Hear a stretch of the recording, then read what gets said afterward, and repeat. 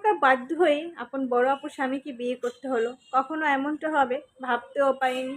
আমার বড় আপু আমার থেকে ৯ বছরের বড় ছিলেন। আমার বড় আপু আমাকে প্রচণ্ড ভালোবাসতেন।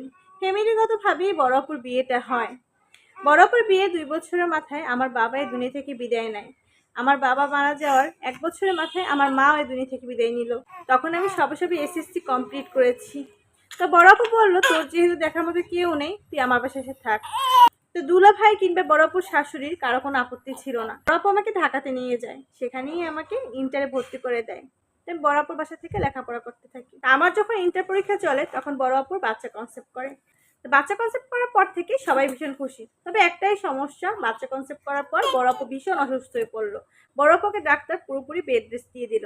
তখন যেহেতু আমার ইন্টার কমপ্লিট হয়েছে, আমারও কোচিং করতে হবে। তো আমি বড় আপুর বাসা থেকে কোচিং করতাম।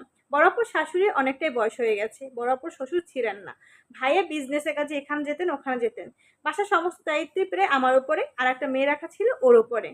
তো দেখতে দেখতে বড় আপুর ডেলিভারি ডেট চলে আসলো। তো বড় আপুর আলহামদুলিল্লাহ যমজ ২ ছেলে হলো। সবাই খুব খুশি, কিন্তু বড় আপুর অবস্থা তেমন একটা ভালো ছিল না। বড় আপু যেমন অসুস্থ ছিল, তেমন ছেলে হবার পর সে আরো অসুস্থ হয়ে পড়লো। বড় আপুর পেটের ভিতরে একটা টিউমারও হলো।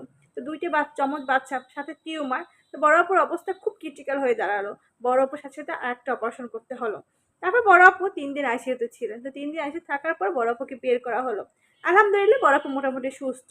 ক্লিনিকে প্রায় আমরা ৮ দিন ছিলাম। ৮ দিন থাকার পরে বাসায় চলে আসলাম। আবার বলে দিয়েছিল ৩ মাস একটানা বড় আপুকে বেড রেস্টে থাকতে হবে। সে তেমন কোনো ভারী কাজকর্ম কিছুই করতে পারবে না। কিন্তু বড় আপু সব বরাবরই খুব কাজের ছিল। সে কোনো কাজ ফেলে রাখতে পারতো না।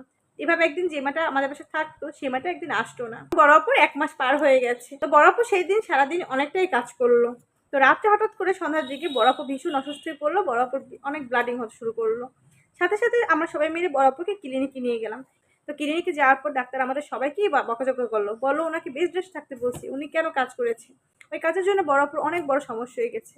বড় আপুর পরাপর ২টি অপারেশন করতে হয়েছে। সেলাইয়ের জায়গায় অনেক সমস্যা হয়ে গেছে। সাথে আরও বিভিন্ন সমস্যা হয়ে গেছে। সাথে সাথে ডাক্তার বললো এনাকে আরেকটা অপারেশন করতে হবে। তো অপারেশন যাওয়ার আগে বড় আপু আমাকে আর দুলা ভাইকে দুজন হাতে হাত রেখে বললো, আমার যদি কিছু হয়ে যায় আমার যমজ সন্তানদের কে দেখবে, তুই দুলা ভাইকে বিয়ে করে নিস কাইও। আমার বড় আপু তার শাশুড়িকে বললো, আম্মা আমার ছোট বোনটাকে আপনার ছেলে বউ হিসেবে মেনে নিন। তখন বড় আপু শাশুড়ি কথা দিয়ে দিলেন, আচ্ছা ঠিক আছে। তো বড় আপু অটোতে ঢুকানো হলো। অটো থেকে বড় আপুকে আর বের করা হলো না। বড় আপু অটোতে বসিয়ে দুনিয়ার মায়ের ত্যাগ করে চলে গেলেন। ছোট্ট ২ যমজ ছেলেকে নিয়ে আমরা কি করবো দিশেহারা হয়ে গেলাম। মাহারা ২ সন্তান। আমি ওদের সম্পূর্ণ দেখাশোনা করতাম, যেহেতু আমার কেউ ছিল না। বড় আপু শাশুড়ি বারবারই বলতো, যেহেতু বৌমা বলে গেছে সেহেতু তোদের বিয়ে করে নেওয়া ভালো। কিন্তু আমরা দুজন দুজনকে কখনোই বিয়ে করতে চাইনি। এদিকে বড় আপু শাশুড়ি সবসময় বলতে থাকতো, তোরা আর কতদিন এভাবে থাকবি, যেহেতু বৌমা বলে গেছে আর যেহেতু সন্তানদের দায়িত্ব তোমাকেই দিতে হবে, সেহেতু তোমরা বিয়ে করে নাও। তো এইভাবে বলতে বলতে যখন বাচ্চাদের বয়স ৮ মাস, তখন আমরা সিদ্ধান্ত নিলাম আচ্ছা এবার বিয়ে করে নেব। তো আমরা তখন বিয়ে করে নিলাম। আলহামদুলিল্লাহ দেখতে দেখতে আমাদের বিবাহিত জীবনে ৭টা বছর পেরিয়ে গেছে। বড় আপু শাশুড়ি মানে আমার শাশুড়ি সেই দুনিয়া থেকে বিদায় নিয়েছে। তো আলহামদুলিল্লাহ আমরা খুব সুখী আছি। আমাদের ছেলে দুটো অনেক বড় হয়েছে। চিন্তা করেছি আমি নিজে কখনো মা হব না, ওই ছেলেই আমার সন্তান।